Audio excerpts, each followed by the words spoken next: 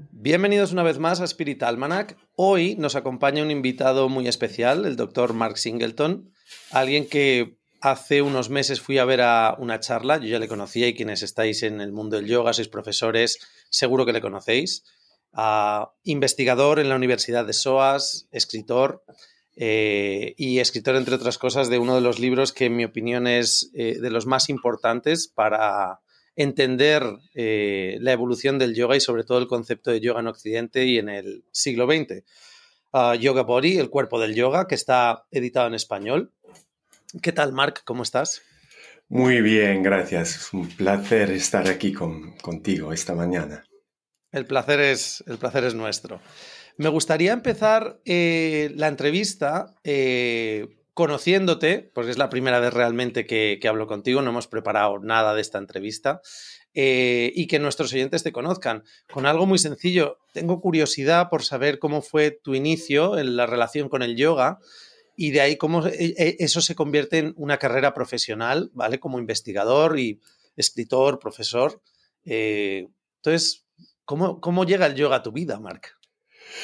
Bueno, depende un poco cómo definimos el yoga. Yo no sé, con 15 o 16 años empecé a meditar eh, con libros de la sociedad, The Buddhist Society of London. Así, compré un libro en un mercado y empecé a hacer la meditación, ¿no? A mi forma, un poco eso. Entonces, unos años, muchos años después, no sé, con 23, 24 años, también compré un libro que fue Light on Yoga, Hmm. ¿no? Luz sobre el yoga de Iyengar, que por supuesto es uno de los libros que es el biblio, ¿no? Del yoga moderno, podemos decir. Ujú. Y empecé a hacer el yoga postural, como decimos hoy en día. Y después, muy poco después, bueno, me fui a India y pasé 3 años estudiando el yoga, intentando aprender más, practicando sobre todo mucho. Y, y nada, después de eso, también me gustaba estudiar. Estaba un estudiante, ¿no? De toda la vida y lo soy hasta ahora. Y quería saber más del aspecto histórico, filosófico, aún filológico del yoga. Y, entré en esta carrera en la Universidad de Cambridge, donde había un centro de investigación sobre el yoga y la Ayurveda modernos. Y empecé a trabajar ahí con Elizabeth de Michelis, se llama, Ujú. sobre este fenómeno. En este momento, fue el año 2002, 2003, no había nada, nadie hablaba de yoga moderno. Ujú. Nadie pensaba en estos términos que lo que se practicaba en el mundo, en Europa, en los Estados Unidos, que eso fue algo un poco distinto de lo que hay por ejemplo, en los textos tradicionales de los Yoga Sutra, el Bhagavad Gita, aún el Hatha Pradipika, este texto de base del Hatha Yoga. Entonces fue un poco mi entrada en todo eso, en los estudios, y hice un doctorado ahí en la Universidad de Cambridge. Y después, bueno,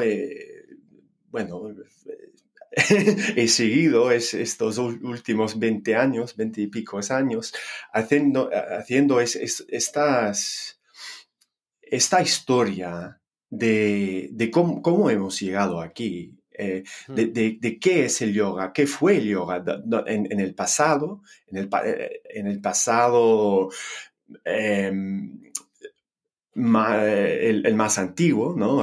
Hace 3.000 años o más. Que vimos esta palabra yoga en los textos de los Upanishads, etc. Entonces, aquí estamos, aquí estoy todavía y siempre estudiando el yoga. Fantástico. Elizabeth de Michelis, que también tiene un libro que se llama A History of Modern Yoga, pero que no, creo que este no está traducido al español. No, no, Y hasta ahora. queda, tú que eres un estudioso de yoga, ¿queda algo de ese yoga antiguo, upanishádico, clásico en el yoga moderno o ya no hay nada que realmente podamos identificar como ese yoga de la antigüedad en lo que hoy en día es una clase de yoga? No, sí, que claro, que queda elementos, pero estas relaciones con el pasado antiguo son un poco más complicados, sobre todo cuando el yoga surge de la India o surge por lo menos del contexto original. El contexto, bueno, es una palabra complicada, pero el contexto tradicional, decimos, Sí. y todo tiene su evolución. Aún los Upanishads son comentarios, ¿no? Sobre los Vedas, sobre algo más antiguo. Y en esta interpretación hay innovación también. Y entonces el problema con pensar todo eso en el mundo moderno es que cuando, cuando leímos estos textos fuera del contexto del pensamiento indio o budista, por ejemplo, metemos otras interpretaciones sobre el texto y se cree algo nuevo. Eso es un poco la respuesta. Sí, por cierto, todo esto es este pensamiento indio entra en el yoga moderno, pero de forma un poco distinta. Así que eso es un poco el trabajo que hago, es ¿cómo, ¿qué estamos mirando ahí? Por ejemplo, otro sustrato, decimos, de psicología moderno que entra en nuestra lectura de los Yoga Sutras, otras interpretaciones que es normal, ¿no? Intentamos comprender un texto, comprender algo que puede parecer muy extraño, ¿no? Y intentamos incorporar este texto en nuestra visión del universo. Entonces sí, que en este proceso cambiamos el texto, cambiamos el sentido del pensamiento original, decimos. Eso es un poco como se cree este fenómeno que se llama yoga moderno. Sí, sí, creo que dos de los textos probablemente más reestructurados a nivel de, para que sean, ¿cómo se dice en español? Palatable, ¿sabes? Para el Sí. occidental son Patanjala Yoga Shastra y el Bhagavad Gita. O sea que son dos textos que yo he visto una enorme variación de cómo se criba a nivel filosófico ese texto para que sea entendible.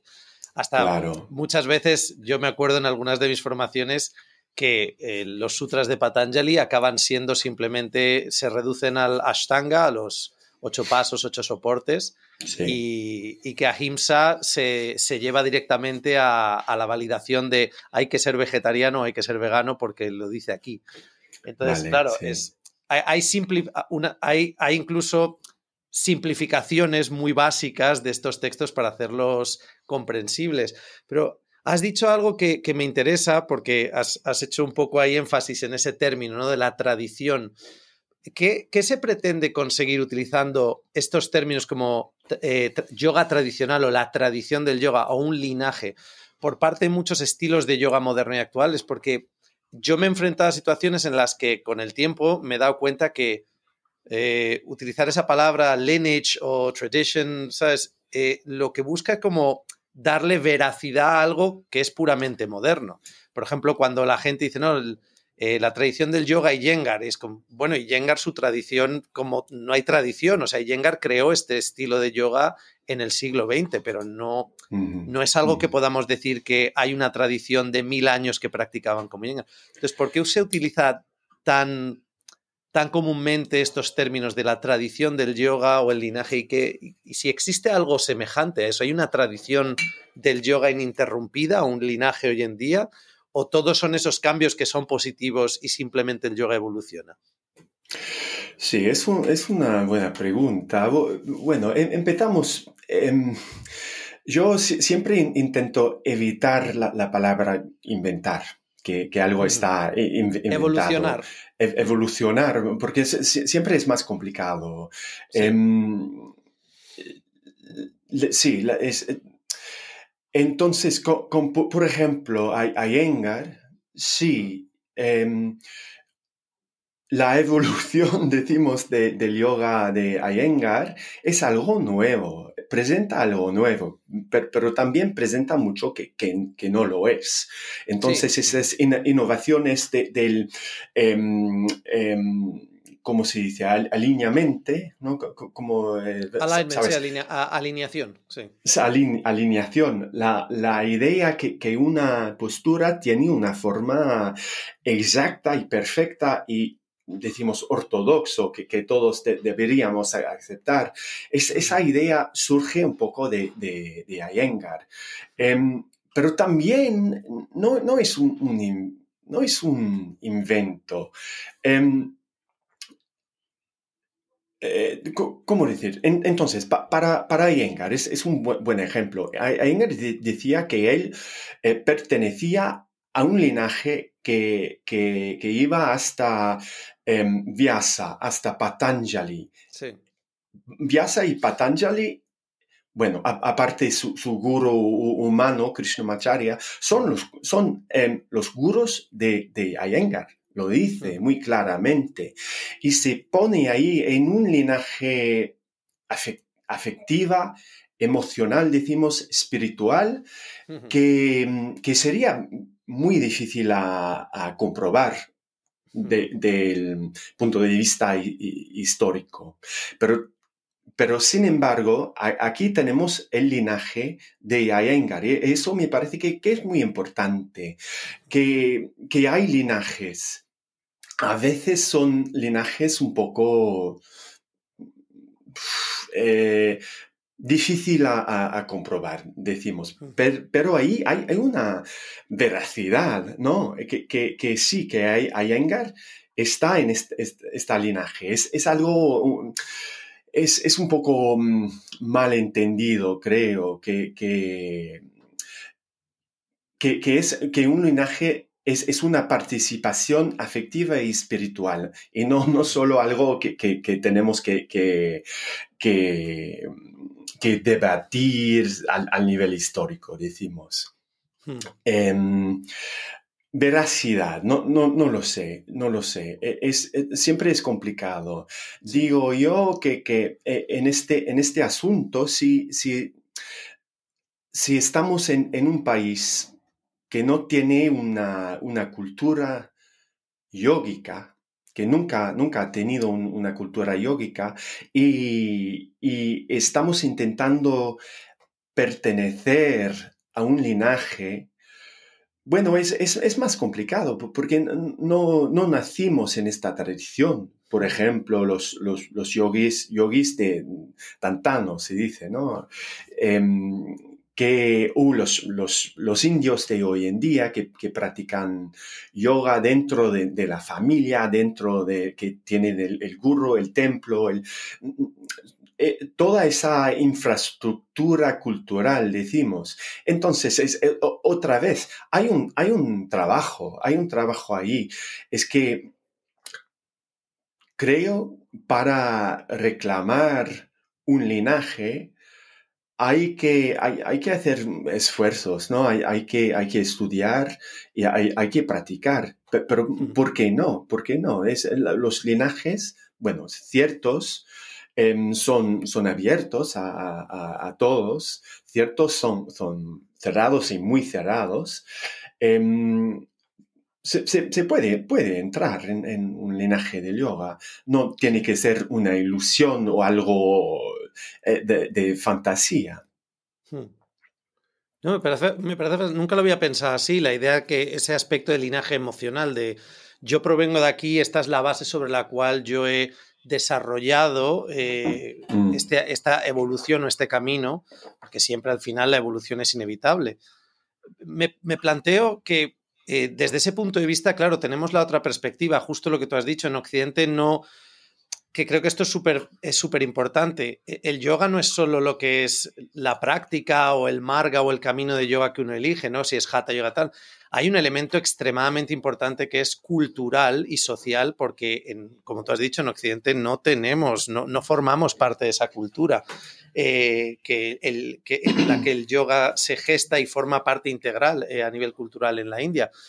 Pero claro, somos los occidentales los que al no tener esa cultura, en el siglo XX, sobre todo a partir de los años 80, muchos de los practicantes que fueron alumnos de Iyengar o Patabi Joyce o Yogi Bayan, todos estos profesores indios que se expandieron en la segunda mitad del siglo XX por Occidente, claro, ahora no pertenecemos a linajes, pero yo creo que no hay más estilos de yoga disponibles hoy en día que en ningún momento de la historia.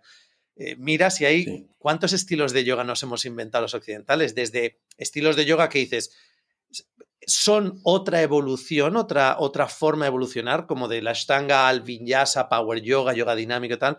Pero claro, ya hacemos beer yoga, goat yoga, rave yoga. La palabra yoga se ha convertido como en Mm, un buzzword o una palabra que comercialmente atrae. Entonces, a la ausencia de linajes, en Occidente estamos utilizando esa palabra yoga en la cual ya ni siquiera está probablemente asociada a una práctica siquiera de asana. ¿Cómo ves tú mm. esta nueva evolución en la que también hay un contexto yo veo que hay un contexto de que la tecnología está realmente afectando al yoga, esta nueva evolución en la que la palabra yoga la utilizamos para cualquier cosa con la cual queremos transmitir relajación, antiestrés, salud. ¿Cómo ves hacia esa nueva evolución del yoga y cómo ves si es una nueva evolución o ahora sí que vemos una adaptación en la cual se está manteniendo el yoga que puedes practicar y luego hay un nuevo yoga comercial, tecnológico, de llamada de, ¿sabes? De un tipo de lifestyle. Sí. Bueno, hay mucho ahí. Sí. Bueno, siempre hay, me parece, más puntos de vista. Hay un punto de vista que dice el yoga en sí siempre ha sido lo mismo y siempre va a ser lo mismo. Hmm. Los caminos hacia este estado que se llama yoga son diferentes, pero este estado, este verdad, siempre va a ser lo mismo, ¿vale? Entonces, de este punto de vista, todo es yoga. Hmm. Bueno, sí llega ahí. Sí. Entonces la forma no importa. Y tenemos muchos yogas. Por ejemplo, la Bhagavad Gita que has mencionado, em, tiene muchísimos. Dicen siempre que hay los tres yogas del Bhagavad Gita o aún cuatro, pero hay muchos, como hay una lista enorme de Sí, yogas. sí, sí. Y esos no es branding, no es mi yoga o es este yoga con mi nombre, ¿no? Mark Singleton Yoga. Es Claro, sí, que sí, sí. son métodos para llegar al mismo yoga. Entonces, eso es importante. Hatha Yoga es el yoga a través del Hatha.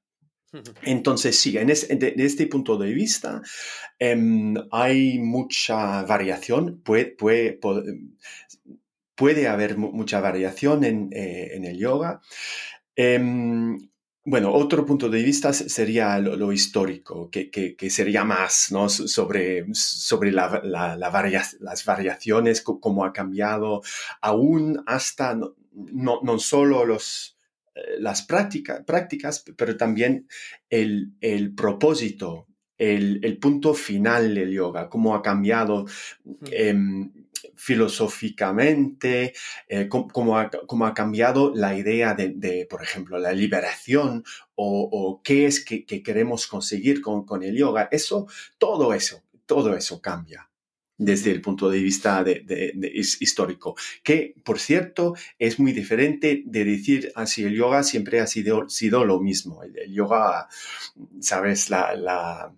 El yoga como estado, el yoga como punto final.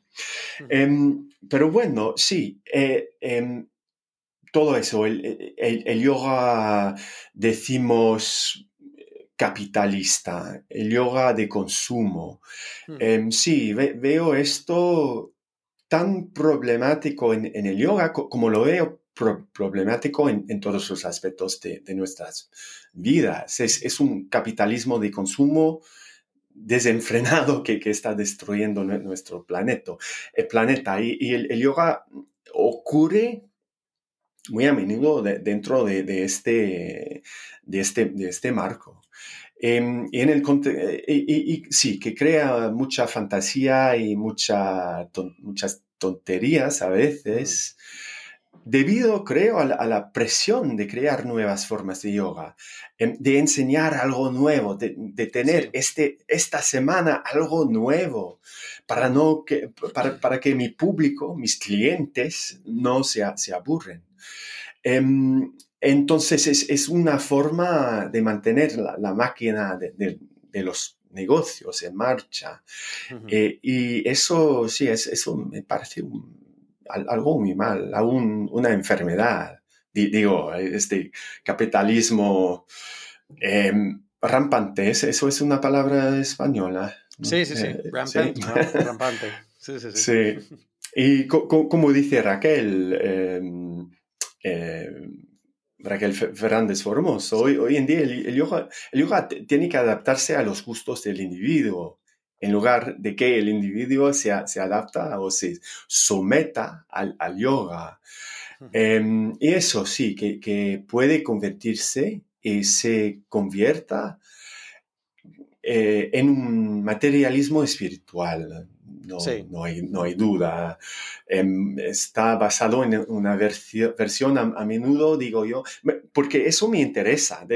Yo sin juicios ni perjuicios, eso me interesa. Me parece que, hablando como historiador, eso es importante, es muy interesante también. Cómo se ha incorporado el yoga, este nivel de psicología popular, esta idea que el yoga es el desarrollo personal, el cuidado personal, que tiene que ver con mi bienestar. Y bueno, sí, que puede ser, parece a veces que eso es una forma de narcisismo. Y el yoga se convierte en una herramienta para profundizar y amplificar este narcisismo, este sentido de que lo que hago yo, quién soy yo, es el más importante. Sí. El yoga es el contrario, como lo sabemos. Es una manera de ver más allá de todo eso, de dejar estos deseos, etc. Entonces sí, hay algo... Eso tampoco no es nuevo. Digo que los últimos 100 años han visto esta transformación del yoga en este herramienta del bienestar, decimos, y todo eso, la psicología. Sí. Me pasa como lo que tú has dicho, no es algo que me moleste, hay muchos profes de yoga, hay gente que es como se rasga las vestiduras y se enfada de ese no es el yoga verdadero, esto es una ofensa para el yoga, tal. A mí me parece algo muy interesante porque yo tengo un pasado de haber trabajado y estudiado diseño de moda, estuve también en Londres, en St. Martin's, y yo lo veo como esta versión de tienes fast fashion, fast food y ahora está el fast yoga. Pero no es algo malo. Tú puedes irte a una cadena de fast food y comerte una hamburguesa de McDonald's o Burger King, pero también puedes irte y comerte en un sitio que tienen la mejor carne, tal, una hamburguesa igualmente, pero con otra calidad, con, ¿sabes? Con un proceso mucho más, ¿sabes? Cuidado, todo, oye, pues el tomate es orgánico, el tal, cuando. Entonces creo que estamos en esa época en la que no se ha perdido la esencia del yoga, sino que tienes, oye, ahí tienes lo que llamamos fast yoga, que es ese yoga mucho de un producto, branding, producto, lifestyle, pero también es verdad que estamos en un momento histórico. Yo cuando empecé a practicar con 19 años no había lo que tenemos hoy en día. Es decir, a día de hoy tenemos acceso mismamente con personas como tú, con Mallinson y tal, este enfoque académico del yoga. Entonces, ahora tenemos más yoga que nunca, pero claro, al haber mucho, la democratización del yoga ha llevado a que puedes estudiar toda la tradición del yoga desde un punto de vista que hace 20, 30 años no teníamos tanta información, pero también tienes ahí abajo, tienes el fast yoga con, ¿sabes? Entonces, Sí. yo no veo que sea algo malo. Creo que el problema, como todo, en esta democratización es que siempre tiene más visibilidad ese fast fashion y ese fast yoga. Y para estudiar o para llegar, por ejemplo, voy a poner un ejemplo con tu libro y ahora vamos con él. Tu libro, uno tiene que llegar a comprarse el libro, descubrir a Mark Singleton ese libro y estudiarlo. Pero tu libro no es como Harry Potter, que lo vas a encontrar en todas las librerías. No es un libro, llamémoslo, para todo el mundo, ¿vale? O para alguien que comienza en yoga. Es un libro, digamos, más para quienes ya le interesa estudiar yoga. Entonces, bueno, sí, yo no lo veo como algo malo, las tonterías que vemos hoy en día, porque es inevitable y forma parte del análisis un poco que luego terminaremos la entrevista como simplemente con una pregunta de hacia dónde ves tú que vamos, ¿vale? Pero me gustaría hablar un poco de tu libro, de El cuerpo del yoga, que, de nuevo, si no conocéis este libro, esto lo digo para los oyentes, Tamara y yo este libro forma parte de la bibliografía de las formaciones que impartimos, es decir, a los alumnos les decimos, oye, estos libros te los tienes que comprar. Por ejemplo, tú has dicho Light on Yoga de Iyengar. Yo no soy practicante de Iyengar, pero también fue de los primeros libros que cogí. Es como todos quienes nos iniciamos al yoga hace 20, 30 años, es como, sí, pues, Light on Yoga, ¿no? Yoga Body o El cuerpo de yoga, que está editado en español. Si no me equivoco, sale a la luz esta obra en 2010, la publicas, ¿no? Sí, eso es. Hay un elemento que no me interesa analizar en sí todo lo del libro, porque creo que ahora que es un libro que está en español, lo que nuestros oyentes han de hacer es adquirir esta obra, que creo que es maravillosa, además ahora que llega el verano, para leerla durante todo el verano. Pero sí que hay un elemento que me ha fascinado cuando leí el libro y luego empecé a investigar más por mi cuenta. Empecé a descubrir que este libro generó bastantes críticas. 2 o 3, ¿no? Bueno, sí. Pero sí. Desde Occidente y desde Oriente, según he leído. Sí, pues sí, el libro, este cuerpo del yoga, ha tenido un número de lectores inesperadamente amplio para que es un libro académico al final. Totalmente. Y sí. tengo colegas a veces ¿sabes? Que publican los libros a veces aún para que no le leen. Porque es una controversia que hay. Pero bueno, este libro entonces ha sido interesante, me parece, y sigue siendo interesante, parece, para los practicantes de yoga, para quienes el material puede tener interés desde el punto de vista de sus propias prácticas y creencias, porque aborda al fin y al cabo la forma en que muchas personas practican yoga en el mundo actual. Entonces, muchos lectores, ¿no? Y eso quiero decir a través de las posturas, porque hablo de posturas. De asana. Eso no quiere decir que el yoga es simplemente las posturas. Eso sería una crítica. Singleton piensa que el yoga es asana, es las posturas. No sabe él que el yoga es una tradición espiritual antigua, etcétera, etcétera. Pero no, hay que enfocarse quería enfocarme en eso, porque sí que es importante. Cuando dices, imagino en España, tanto en España como a Londres o en Nueva York, cuando dices yoga, la gente piensa en el asana, Exacto. en la postura, que al final es simplemente un elemento pequeño de los elementos que forman el universo del yoga, de la práctica del yoga. Así que es importante mirar eso. Sí, y el libro, sí, también, que es un poco usual. El libro ha generado un nivel de comentarios en foros no académicos, como en blogs en línea, redes sociales y también en los principales medios de comunicación. Incluso, de hecho, un documental inspirado del libro en una programa de radio. ¿Sabes? Cosas y eso me parece es un problema cuando se enfrenten un discurso académico, como hago yo, con los medios o con el Internet y los blogs y esta forma de presentar, una necesidad de presentar las cosas en su forma lo más accesible y lo más fácil. Y ahí más sí, popular. claro, pierde más popular. Sí. Entonces, radicalmente simplificada, decimos. Por ejemplo, el yoga es solo gimnasio, dice Singleton. El yoga se inventó en Europa.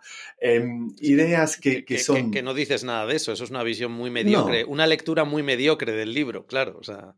Bueno, es evidentemente absurda, ¿no? Absurdo. Pero bueno, sirve. También me parece que el libro ha servido... ha tenido una función para ciertas personas, una función política, que es decir, mira, que este académico está presentando el yoga, este académico blanco además, europeo, bueno. Entramos en otras movidas. Sí. Encima eres blanco. Claro, claro. Entonces ha servido para gritar, para enfadarse. Digo yo. Strawman, no sé, eso sí, se dice. Hombre de paja, sí. Te han hecho... Hombre de paja. A veces con estas críticas estaba siempre buscando... Pero, ¿dónde estoy yo? ¿Dónde está mi trabajo en estas críticas? Sí. Pero bueno. Y han surgido, digo, dos... como digo, creo en el prefacio de la edición española, dos ideas conflictivas, pero repetidas, siempre repetidas, que es, sí, leyendo eso deberíamos deshacernos de las formas recientes y bastardas del yoga moderno y volver a la fuente antigua, auténtica del verdadero yoga. Es eso el primero. Eso no solamente de la India, pero de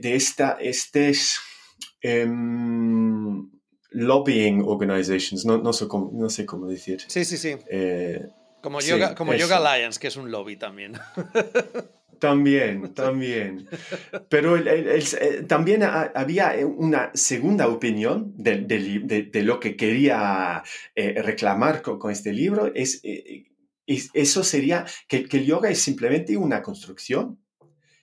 Y podemos, y de hecho debemos, ser completamente libres de innovar cualquier forma, cualquier idea, añadir cualquier cosa al yoga, porque al fin y al cabo es una construcción y nada más. Y esos dos puntos de vista no quiero nada...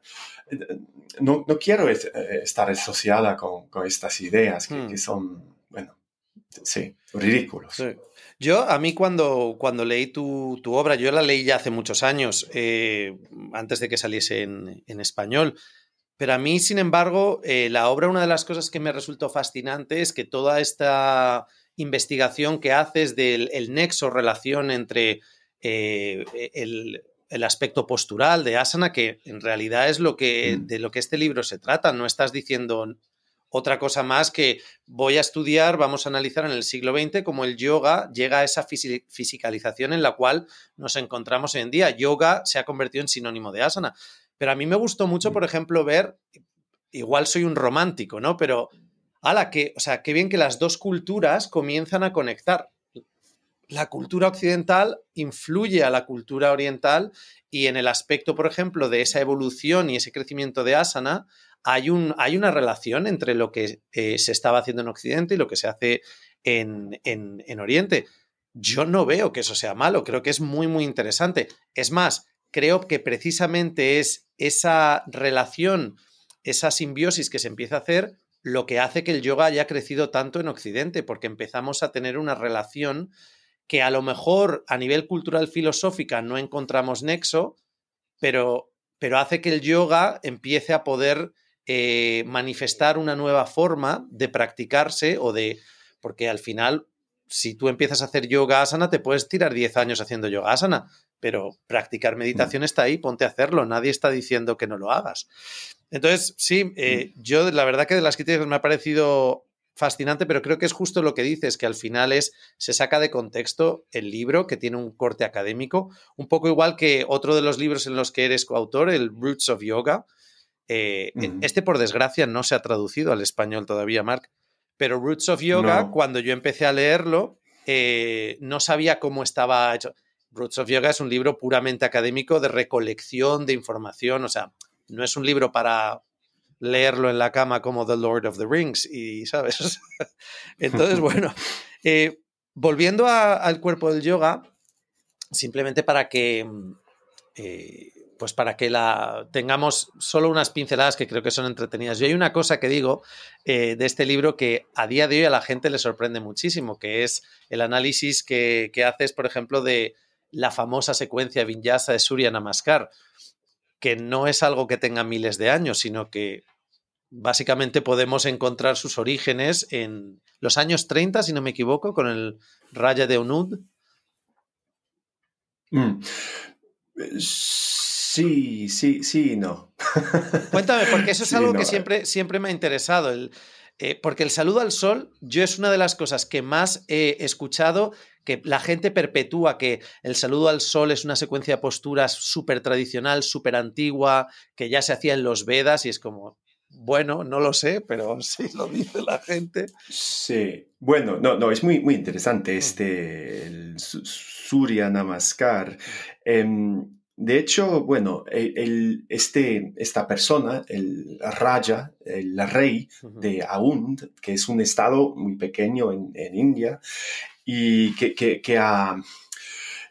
él era una persona muy moderna, decimos, muy visionario, y ha introducido esta práctica de Surya Namaskar, de esta forma de moverse, ¿no? Con 10 o 12 fases, etapas, que conocemos muy bien porque forma parte de muchos clases de yoga, ¿no? Hay muchos tipos de yoga.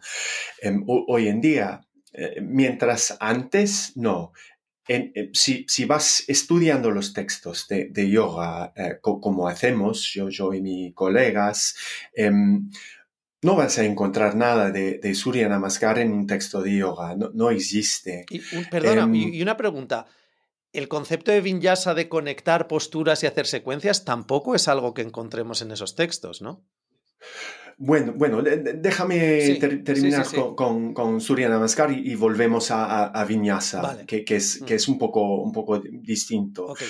Pero bueno, el hecho de que no aparezca en los textos de yoga no quiere decir que no existía. Eso es imprescindible, que si no es un texto para los filólogos como yo, muy a menudo pensamos que no existe, pero sí, el Surya Namaskar existía antes del Raja de Aund.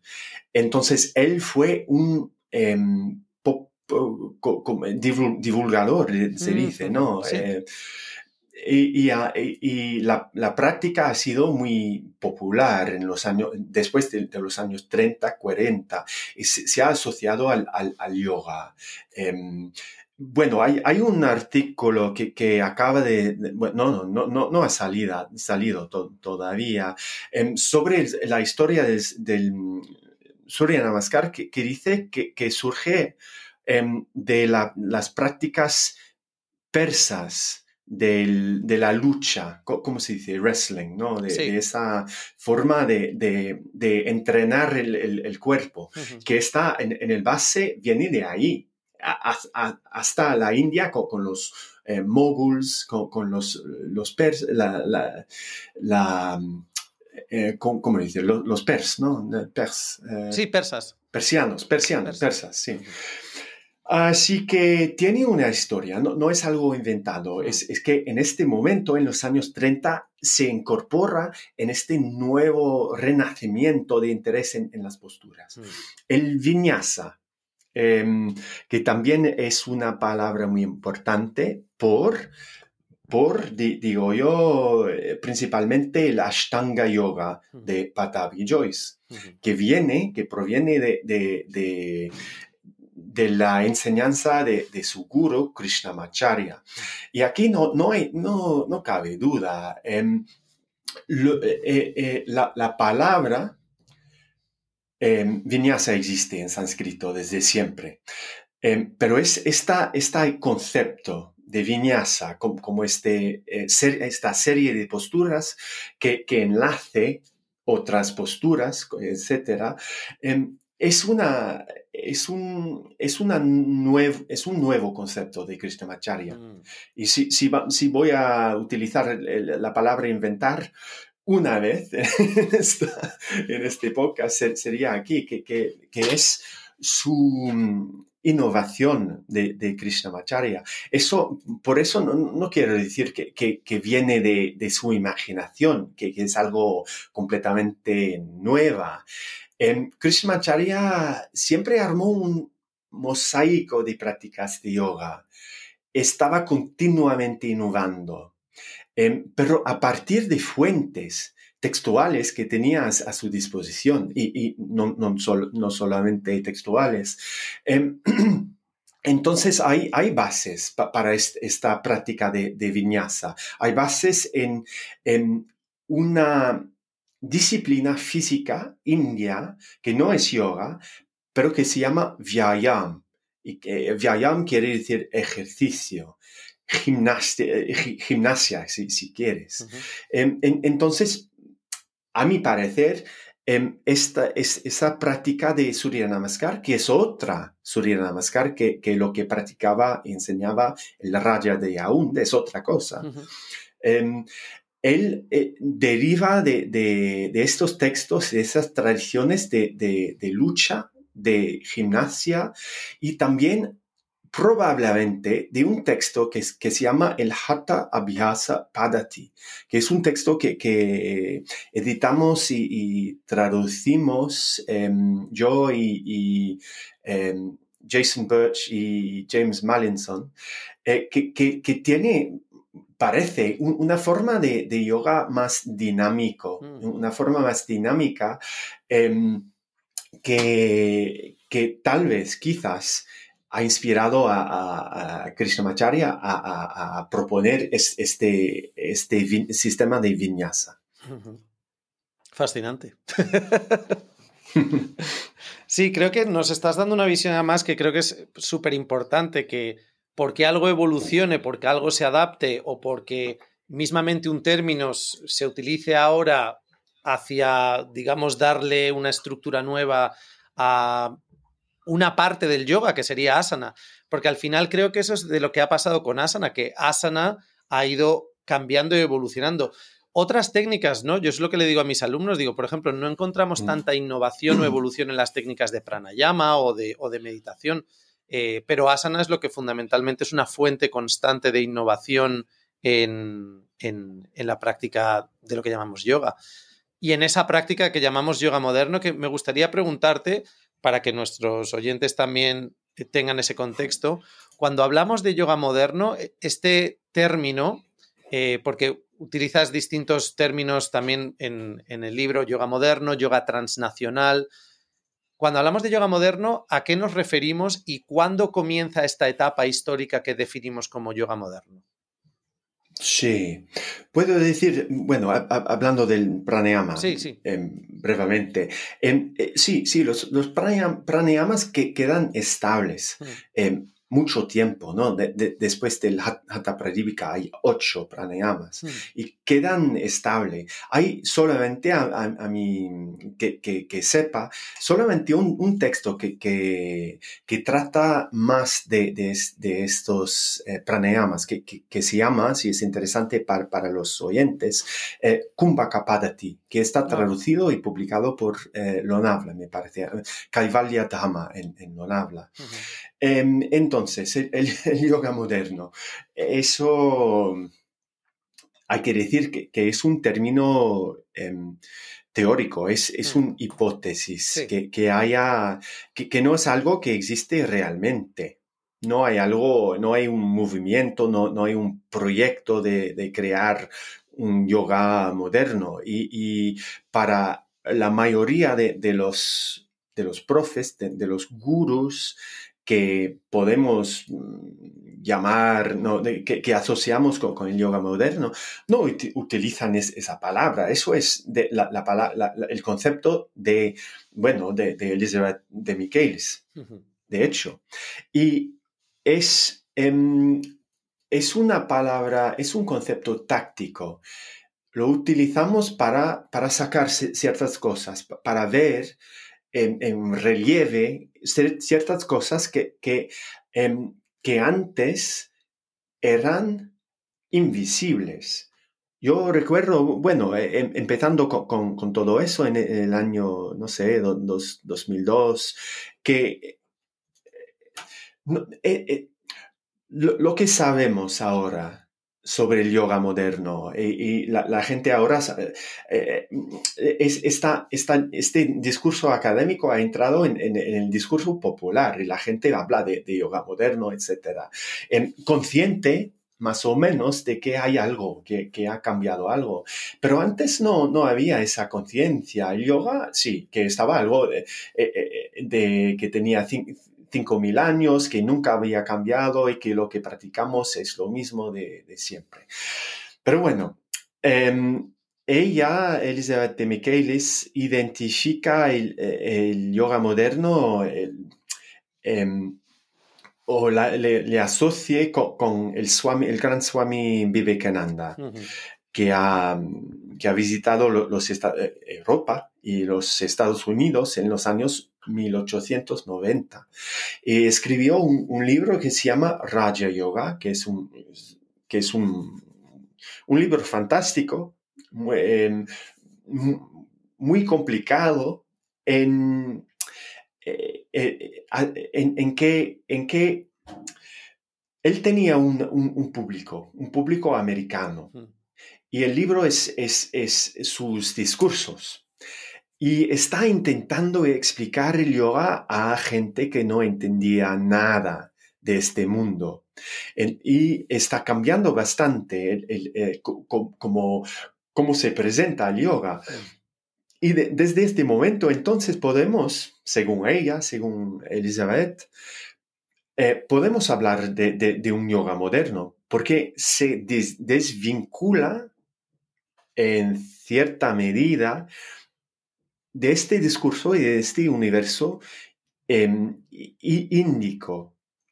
Índico, quiero decir, todo el mundo del hinduismo, del budismo, aún el islam, el jainismo, todo eso. No, aquí estamos en otras aguas, en otra forma de pensar el mundo, de estar en el mundo, en otra visión de lo que es un cuerpo, de lo que es una mente y de lo que es la realidad. Y también otra forma de pensar lo que es una buena vida, lo que es los valores que deberíamos seguir. Entonces todo cambia con este libro, porque después la gente intentaba duplicar lo que decía Vivekananda y crear, y en eso van creando una nueva forma de yoga, que es una yoga americanizado, un yoga europeo, no sé cómo decir, ¿sabes? Un yoga que es algo más y algo menos, porque se añade muchas cosas. Por ejemplo, había hablado de esta nivel de terapia, por ejemplo, de psicología, todo eso. Pero también se pierde mucho porque tenemos una visión, es inevitable, ¿no? Siempre es así. Tenemos nuestra versión de lo que es la verdad. Por ejemplo, la verdad del cuerpo. Es un cuerpo biológico, fisiológico, que se puede, si me corto, me abro el abdomen, hay todos mis órganos, todo muy empírico. Pero el cuerpo del yoga, por casualidad, es también el título de este libro en español. Sí. Es otro cuerpo. Es un cuerpo, por ejemplo, tántrico, un cuerpo que existe entre realidad racional, empírico que nosotros tenemos, y es un cuerpo que existe entre ahí y el mundo. El dominio del espíritu, del dominio del imaginario. Entonces, sí, el yoga moderno, empezando en los años 1890, más o menos, va desarrollando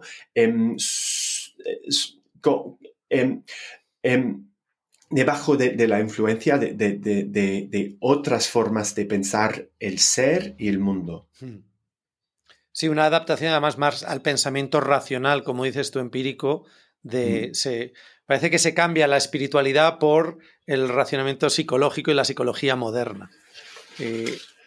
Tengo para ir terminando, una última pregunta que un poco para finalizar esta conversación y acorde a lo que acabas de comentar. ¿Crees que estamos en una nueva fase de evolución del yoga en el sentido de hacia dónde va el yoga? Porque, de nuevo, nos encontramos en esta nueva interpretación a nivel popular. El yoga ya es para las masas, es decir, todo el mundo pueda tener acceso a él. Otra cosa es la puerta de acceso, si es a través de este enfoque, digamos, de consumo, de yoga. Yo siempre hago una broma con esto, Marc, que digo, cuando yo empecé a practicar yoga, no existían yoga mats de 100 euros. Sí. Ahora las yoga mats hay como deluxe, ¿sabes? Es como premium deluxe. Es que no es, o sea, es el ejemplo más maravilloso de ese consumismo exacerbado. Es decir, ¿qué estería de yoga tienes? Pues una estería del Decathlon. Ah, no, yo tengo una estería de 130 euros. Es como, eso no quiere decir que vayas a hacer mejor yoga, pero bueno. Pero ves que estamos en un momento de evolución porque en los últimos años también ha habido, ¿sabes? Ha habido otro libro de Matthew Remski que se llama Practice and All is Coming, que produjo también ¿sabes? Hizo un shake en los cimientos del yoga. Pues se empezó a ver un poco, a destapar que, bueno, que no es oro todo lo que brilla y que en esta idea de los gurús, pues que ha habido también abusos de poder de todo tipo, etc, etc, etc. Con las implicaciones que eso ha tenido, que la era del gurú, de la santificación de un personaje como el verdadero transmisor del yoga, parece también que ha caído un poco en, ¿sabes?, en crisis. Ya no nos fiamos de que quien me transmite ese yoga verdadero en realidad sea un enlightened being, porque ha cometido abusos. Y, de nuevo, no sé si tú ves que ahora mismo estamos en un proceso también de evolucionar a que, una vez más, el yoga pase a una nueva forma, nuevo enfoque, incluso con el rise, el crecimiento de la tecnología y de la inteligencia artificial, que es algo que en la charla que diste en Casa Asia creo que fue muy interesante. ¿Ves una nueva evolución del yoga? Y si es así, ¿qué opinas de hacia dónde puede ir o hacia dónde va el yoga en la próxima Sí, década? sí. Bueno, sí, es muy interesante. Bueno, trazar la evolución.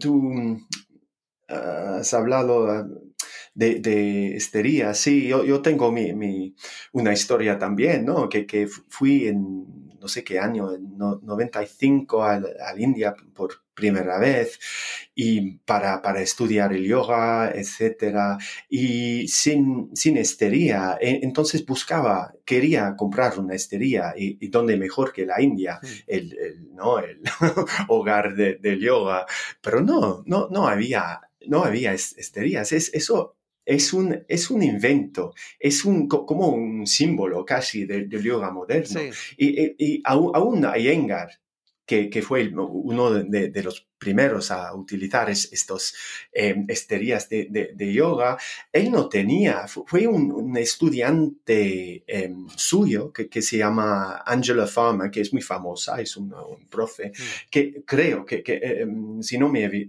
equivoco, que no tenía la capacidad de sudar, entonces sus manos se resbalaban cuando hacía Adho Mukha Svanasana y otras cosas. Entonces pidió a Iyengar si podía utilizar no sé cómo decir, carpet underlay, sí, creo. sí, sí, sí, de eso Es algo. para que no se resbalen las alfombras, sí, sí, sí. Claro, claro. Y eso, bueno, sí, eso entonces se ha extendido Una y innovación por ahora una tenemos todo. necesidad, sí, sí, sí. Claro, claro. Pero bueno, el futuro de todo eso, el futuro del yoga, estoy escribiendo un libro sobre todo eso, como sabes, el yoga y la tecnología, inteligencia artificial y todo eso. Sería un aspecto. Bueno, va cambiando de muchas formas, me parece. Aunque también en el mismo momento queda, como siempre, esta yoga del mercado. Creo también que los estudios académicos no solo describen el yoga, sino cambian un poco la cultura. Y eso es algo alucinante a veces, que entra en el discurso y cambia. Entonces, los estudios, por ejemplo, como una arqueología, decimos, de prácticas, como decimos en Roots of Yoga, eso también va cambiando la cultura del yoga, porque son las prácticas que no son lo de siempre, lo del estudio del yoga, son más a la vista, decimos. Entonces, a ver cómo cambian las cosas, ¿no? Después de este éclore, ¿se dice? ¿O ese es francés? No, esta explosión de interés en los asanas, a ver si hay algo más. Pero bueno, la tecnología sí que me interesa mucho del punto de vista de cómo, más allá del yoga. El yoga sí que es interesante, pero nos da una óptica para ver quién somos ahora en esta cultura, en este momento. Y esta etapa en que estamos entrando, en que la tecnología entra en cada aspecto de nuestra vida, que no sea más que un smartphone, va cambiando quién somos, cómo pensamos, cómo actuamos. Y aún digo que se nos está automatizando, nos está convirtiendo en máquinas sencillas. Y eso digo yo que eso es el juego, eso es el propósito aún de ciertas empresas de tecnología. Es que la tecnología sí que va desarrollando cada vez más inteligente y nosotros cada vez menos, Sí, digo sí, yo. sí, sí. Entonces, desde el punto de vista del yoga, bueno, abre muchas preguntas y por eso no digo que el yoga va a ser todo tecnología en 5 o 10 años, pero sí que va a ser más, con esterías inteligentes, ropa inteligente, con formas de pensar el humano que son tan importantes que la revolución copérnica. Por ejemplo, y eso viene a través de la neurociencia, que es un buzzword que, sabes, en el mundo del yoga hoy en día, y que presenta un aspecto del humano, del ser humano, como algo previsible, como algo predictable, previsible, ¿no? Que podemos saber todo sobre ti, sobre mí, con la neurociencia, mis deseos, los más profundos, cómo voy a actuar, cómo voy a hacer las cosas, bueno, y eso cree otra visión del yoga también. Porque en este momento no solo podemos saber todo sobre nosotros hasta los pensamientos. Y ahí me refiero a estas tecnologías nuevas increíbles que pueden proyectar en una pantalla lo que estás pensando. Entonces, estás mirando una imagen de un avión y ahí en la pantalla aparece un avión. Entonces, ¿sabes? Que puede crear otra forma de yoga, otra forma de pensar lo que es el humano y posibilidades de control y de, ¿cómo decir? De manipular y crear otra forma de persona a través de la tecnología. Entonces, las preguntas que estaban antes, preguntas metafísicas, hoy en día, me parece, a veces se están convirtiendo en problemas de ingeniería. ¿Cómo cambiar el cerebro para entrar más en estos estados de dicho, no, que es dicha, sí. ¿Cómo cambiar, cómo utilizar este algoritmo para hacer mi yoga mejor, más eficaz? Entonces, todo eso va cambiando no solo el yoga, pero el ser humano, y cómo concebimos el ser humano otra vez. Fascinating times ahead. Sí. Ha sido un placer. ¿Cuándo se publica tu nuevo libro? Bueno, 2 libros me has dicho, ¿verdad? 2 libros. Sería, no sé exactamente, en 8 meses, en el año próximo. 2025. No sé exactamente, en 2025, sí. Genial. Me despido porque justo habíamos dicho que íbamos a estar 1 hora. Supongo que estás muy ocupado. Vale. Aunque espero que te tomes un descanso, Marc, y te vayas de vacaciones.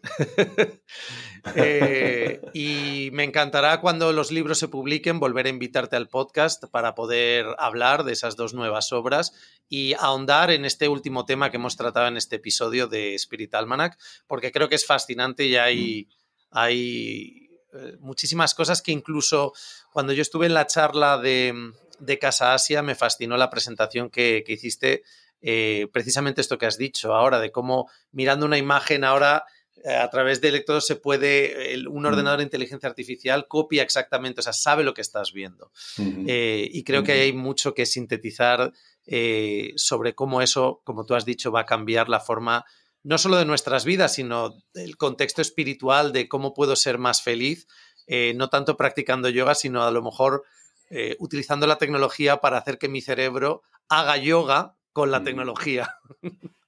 Sí, ha sido un directamente. placer y un honor, Marc, tenerte en nuestro podcast. Igualmente, muchas Gracias. gracias. Un saludo. Un saludo.